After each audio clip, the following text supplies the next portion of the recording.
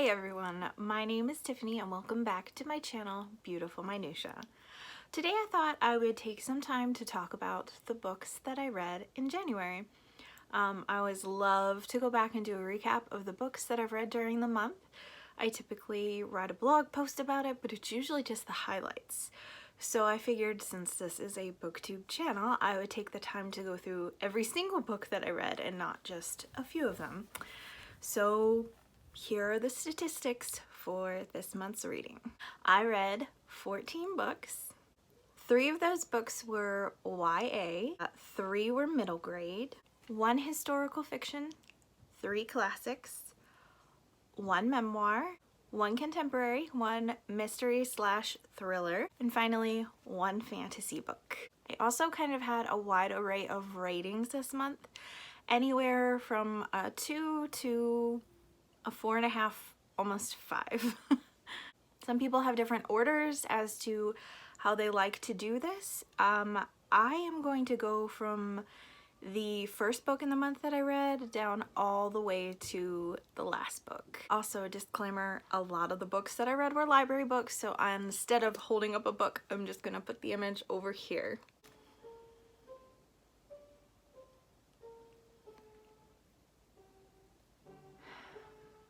My daughter is playing piano right now. I'm trying to decide if I should still talk or if I should tell her to stop. So the first book I completed this month was Cinder. Cinder is a YA sci-fi retelling of Cinderella. I have discovered recently that I really enjoy fairy tale retelling, so I was going into this one with really high expectations because a lot of people who share kind of similar tastes in books as me also enjoyed this book. And I didn't love it. I gave it 3 stars, which is not a bad rating in my book. 3 stars is pretty middle of the road, like, oh, I enjoyed it, but I probably won't read it again. Not a rave, but still enjoyable. And so I gave it 3 stars, and the main reason for that is I didn't love the sci-fi components. In this book, Cinder, which is Cinderella, is set in a futuristic world in New Beijing, kind of dystopian, and she is part cyborg. And then there's this whole component that has to do with other people from outer space, and yeah, it just was not my favorite. I've heard a lot of people tell me that the second book, Scarlet, is much better. So maybe I'll give that a try at some point, but not really sure. The next book that I read this month is actually part of a series, so I'm kind of going to go back and talk about the whole series. So it's I think it's called the Winter Night series, but it begins with The Bear and the Nightingale by Catherine Arden, and I actually really enjoyed that book. It is a retelling of Russian folklore, which I really enjoyed. I really like Russian literature, in particular Tolstoy and Dostoevsky, but it was really fascinating to learn about Russian culture and folklore. It takes place in the Middle Ages, so it's a ways back and kind of when Christianity is just starting to take off in Russia. And I really liked it. It talked about a lot of the traditional like folk tales and spiritual beliefs of the Russian people before Christianity came on the scene.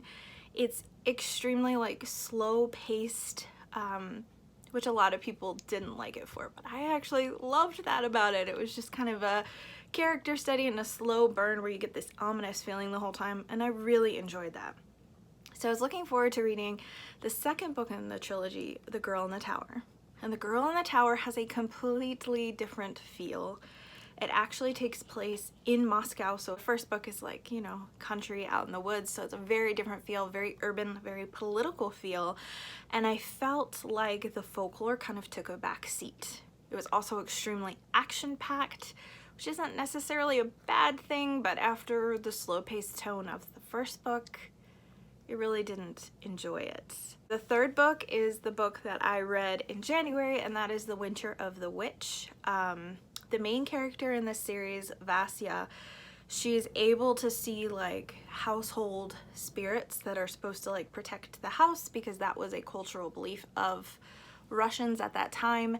And because she's able to see them and communicate with them, people assume she's a witch. So it's definitely not like modern witches by any sense. But yeah, the beginning of the book I enjoyed, because it kind of went back to that more leaning on Russian folklore and mythology, but then it just kind of got really weird. I'm not gonna talk spoilers, but there are things in it that were really strange, and then it seemed like the book should have ended, but it was only halfway through the book, so the second half of the book was people just felt like they were completely betraying the character that they had, so they were making decisions that felt very unlike them, and it was weird. It's hard to talk about the third book in a trilogy without giving away any spoilers for the first book or first two books, so I'm not going to say much more than that,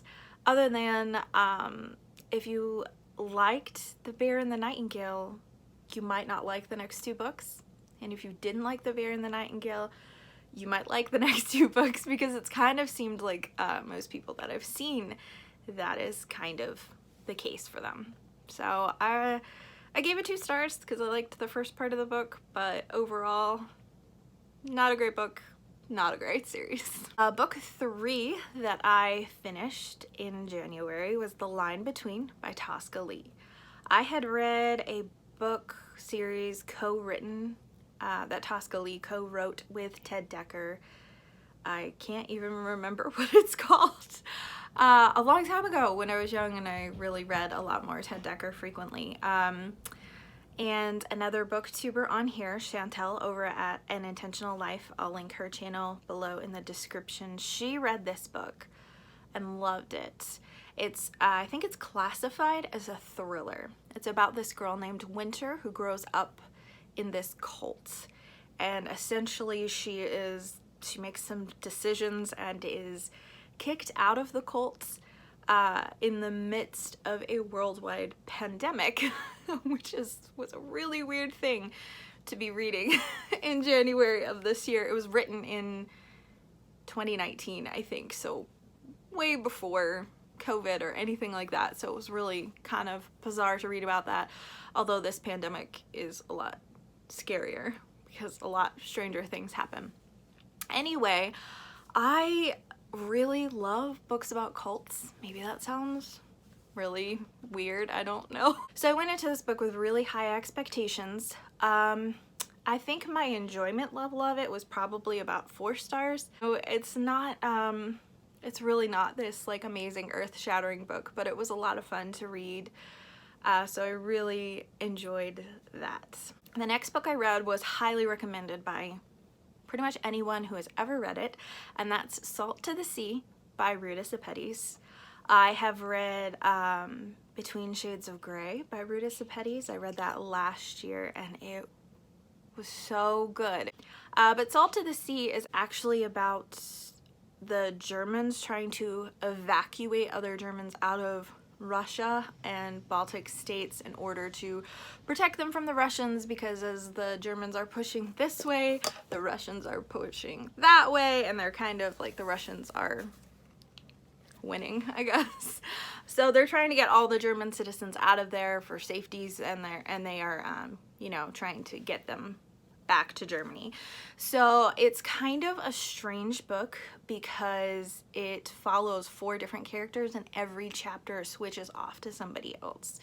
So we're following a German soldier or sailor, I guess. We are following another German boy. We are following a Lithuanian nurse, and then a Polish girl are the 4 perspectives that we follow as they are trying to get safely onto this ship that's going to take them across the sea safely to the border, so that way they can be safe from the Russians. So yeah, it was a really good book. I didn't love all the perspective switching that took place in it, and for a book that's known for being incredibly emotional, and I'm a very emotional person, I actually didn't cry at all, and books easily make me cry, Between Shades of Grey by the same author made me cry, and this one didn't. So I gave it 4 stars for that reason, because I thought it was gonna blow my socks off, and it was really good, but it didn't blow my socks off. The next book on this list is The Hazel Wood. The Hazel Wood is a dark fairy tale. So it's about this girl named Alice, and it seems like no matter what happens, wherever she goes, her and her mother are traveling all over, and it just seems like bad luck follows them everywhere. And she comes to find out that there's this fairy tale series that her grandmother wrote, and there are connections between that fairy tale world and the real world that are happening. I really enjoyed some of this book. It kind of felt like there were like 2 parts to the book. So the first part of the book is very like magical realism, takes place in New York City. It's very urban, but then there are these creepy dark fairy tale elements that are coming in, and I really liked that part. The second half of the book, Alice is able to go over into the fairy tale world. I don't think that's a spoiler to tell you that, because it seems kind of obvious. And from there, while there are dark elements, it's very whimsical and fairy tale like, and it just kind of felt like it was 2 different books. And I kind of liked the darker first half better. Another warning about this book, it's very, I mean, it's a YA, and it's very, try to look for the right word, very teenagey. I mean, the main characters are teenagers, but I don't know. I think I'm getting too old for some books where teenagers are the protagonists, because they can just be kind of like whiny and overdramatic and whatever, and there was a lot of really random strong language smattered throughout this book that didn't really seem to fit. It seemed like it was there for the sake of seeming edgier. So yeah, it was a 3-star book for me. The next book I read this month was East by Edith Patel, and this is a retelling of, I believe, a Norwegian or at least Scandinavian fairy tale. East of the sun, west of the moon. I might have that backwards. It must be east of the moon, west of the sun. I don't know. Anyway, so it's a retelling of that fairy tale, which it was interesting when I started reading that and I told my daughter about it. She was like, oh yeah, I've read that fairy tale, and she knew all about it. I had never even heard of that fairy tale. It's kind of a little bit more of an obscure one. But it's about this girl, Rose, and her journey in life trying to kind of figure out where she belongs, because she feels like she kind of doesn't fit in with her family, and then she basically goes to live with this polar bear.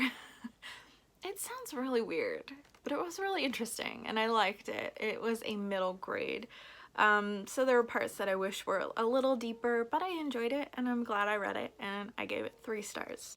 The next book that I read is Vicious by V.E. Schwab, and this is the first V.E. Schwab book that I have ever read.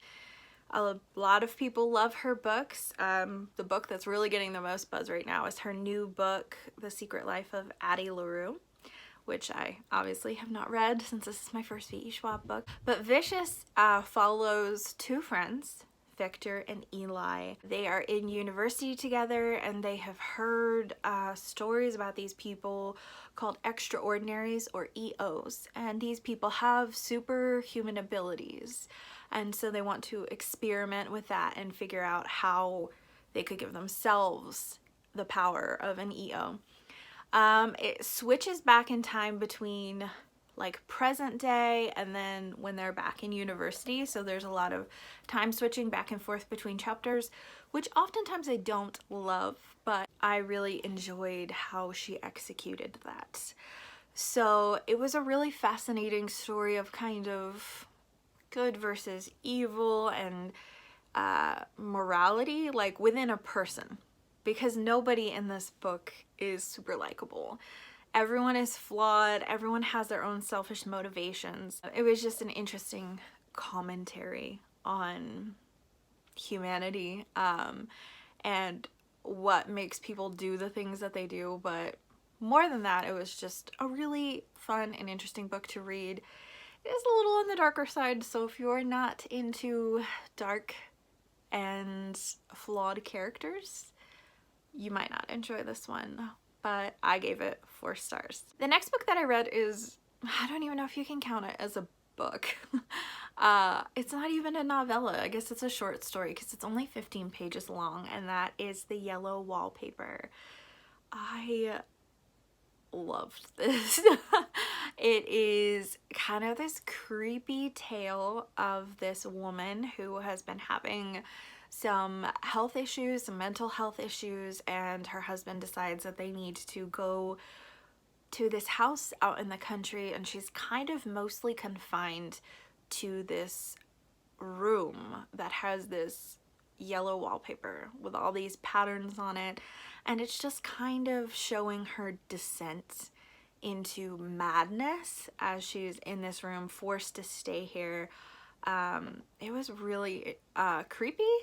It was interesting because the author wrote this as kind of an autobiography of how it was after she experienced postpartum depression. So that really made the book that much more eerie, that this was considered something that was good to help women snap out of whatever mental issues they were having. So yeah, it was really interesting. This book was recommended by Murphy Napier. I'll put her channel in the description in case you want to go check her out. But I gave this book 4 stars. Really enjoyed it. The next 2 books I read were the concluding books in the Enola Home series. Enola Holmes has kind of gotten to some notoriety recently because Netflix made a movie about it, which I haven't seen, but I've heard it's really good and had it recommended to me multiple times. I'm just really not that much of a movie person. I have commitment issues when I'm like, oh my gosh, yeah, watch a 2-hour movie. I don't know if I want to do that for 2 hours. So I don't watch a lot of movies. It's really hard for me also to watch movies that are based on books that I enjoyed because I pick them apart to death. Like, my husband hates watching movies with me where I have read the book and enjoyed the book because I'll be like, well, why did they change that? They didn't have to change that. I'm not great at giving artistic license. I'm getting off track.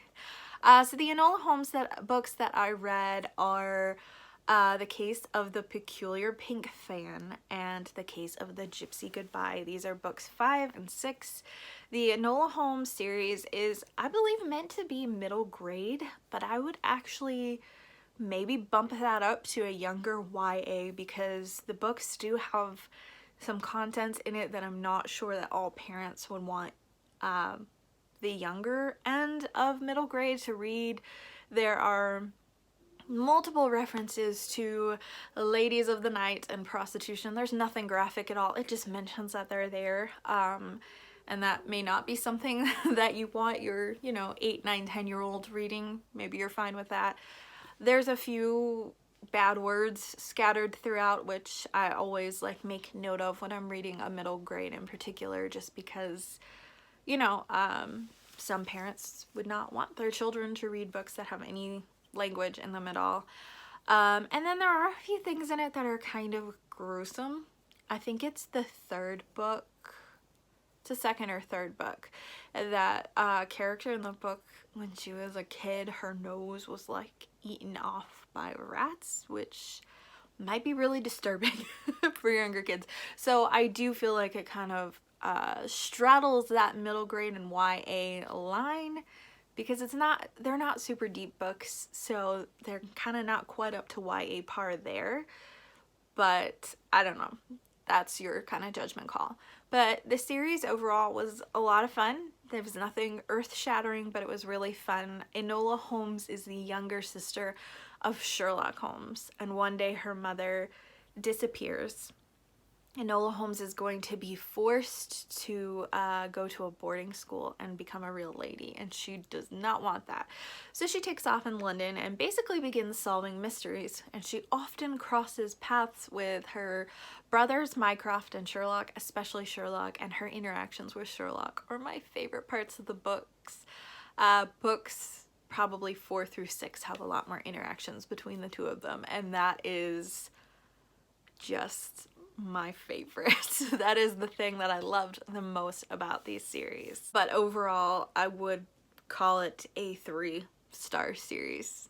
The next book that I read this month, I considered not including because I did DNF it, but I got a good third of the way through the book before I DNF'd it, so I decided to include it, and that is Dear Edward.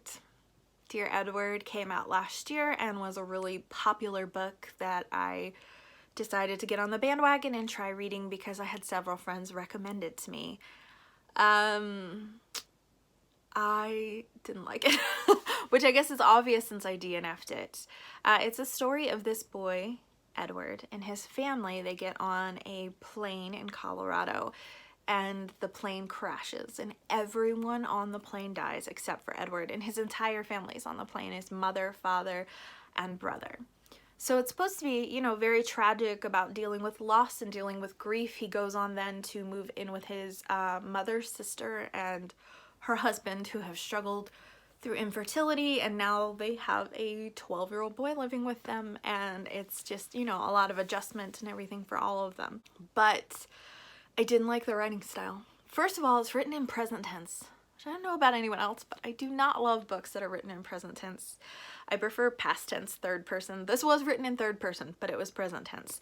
And I just like, there are some books where I open it and I'm like, I don't love it. But then the plot is good enough that I can get into it and still enjoy that. This was not that book. It was really distracting. And then every chapter alternates between before the crash, so everyone getting on the plane and everything, and then them on the plane, and then alternating between the after, you know, Edward recovering in the hospital and then going and living with his aunt and uncle. That was a little jarring as well, but I hated every character in this book. The author just made everyone so dang unlikable. Like, oh my goodness. Everyone that is on this plane, she makes them look like they're crazy or selfish or terrible, and I just was really over it. The author describes at length this flight attendant who is apparently super duper hot, and every time we went to the before when people are on the plane, it talks about how men are just like drooling over her and women are jealous of her and wish they could be her. And I was just like, oh my gosh, can we move on? This is dumb. So basically I was gonna try to finish it, but it was due back at the library, and every time I put the book down I was like, oh, I don't want to pick this book back up, and that is a sign to me that I need to DNF a book.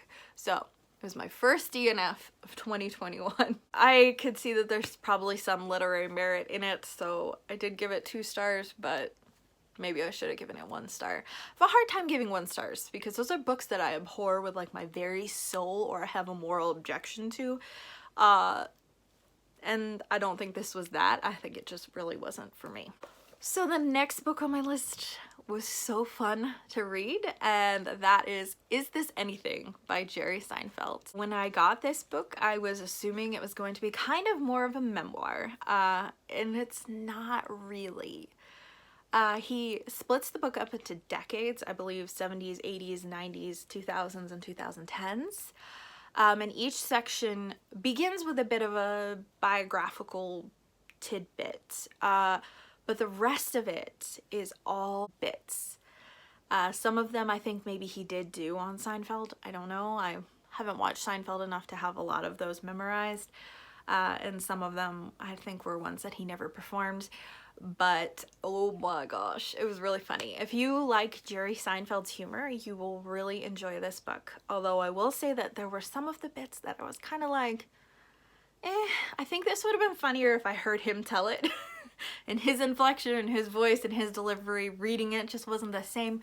But overall, this book brought a lot of laughter to my house. My husband and I were reading it together and it was so much fun. I gave it 4 stars. The next book that I read is The Red House Mystery by A.A. Milne. Did you know that the author of Winnie the Pooh wrote an adult murder mystery? Yeah, me either. I found this out recently and I was so intrigued that I had to read it. So this is the story of 2 gentlemen, Anthony and Bill, who are friends. There is a guy who is murdered in a red house and they're trying to figure out what's going on and who done it. I guessed the ending really early in the book, so I can't give this book like super high ratings for how innovative and amazing it was, but it was a lot of fun to read. I really like old-timey mysteries, so I really enjoyed that. It was really funny because there's a blurb on the front. I don't remember who it was from, but it said, "One of the 3 greatest mysteries of all time."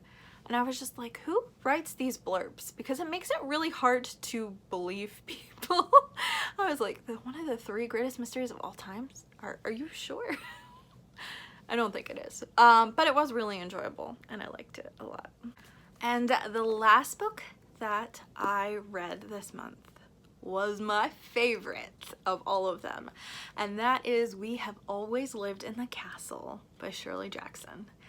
This is the first Shirley Jackson book that I have ever read, and I loved it. It was so creepy and so atmospheric, definitely like slow burn style. So if you're not into that, you probably won't like it. It's kind of gothic-y as well. It's the story of Mary Catherine, who is also affectionately called Mary Cat by her sister Constance. They live together in this old house with their Uncle Julian. And basically, all of Mary Catherine's family, besides Constance and Uncle Julian, were poisoned 6 years prior. And no one really knows what happened. Her sister Constance was accused of it, but then acquitted. So the people in the town, because they live in this estate that's kind of away from town, the people in the town are really weirded out by them and really don't like them, and Constance and Uncle Julian never leave the house. So it's very creepy, very strange. I loved it. It was just so fun and I did not want to put it down. I think I read the whole thing in a day because all I wanted to do was read it. I did, you know, do some of my responsibilities, but mostly I just read it that day and I really loved it. I'm looking forward to reading some more Shirley Jackson in the future. I will say the ending was not my favorite. There's kind of this like big, huge thing that happens towards the end of the book, but then the last couple of chapters, it just feels like it kind of like fizzled out. I felt like it could have been a little more creepy of an ending. So I gave it 4.5 stars. It was pretty close to a 5-star book though. I have yet to have a 5-star book for 2021, so hopefully February we'll have one. So anyways, that is what I read this month. So I would love to hear your thoughts. What have you been reading lately? Have you read any of the books that I read this month? And if so, what did you think? Were your thoughts the same as mine or different? I would love to chat with you in the comments down below. If you like this video, please hit like and subscribe. Thank you so much, guys. I will see you again soon.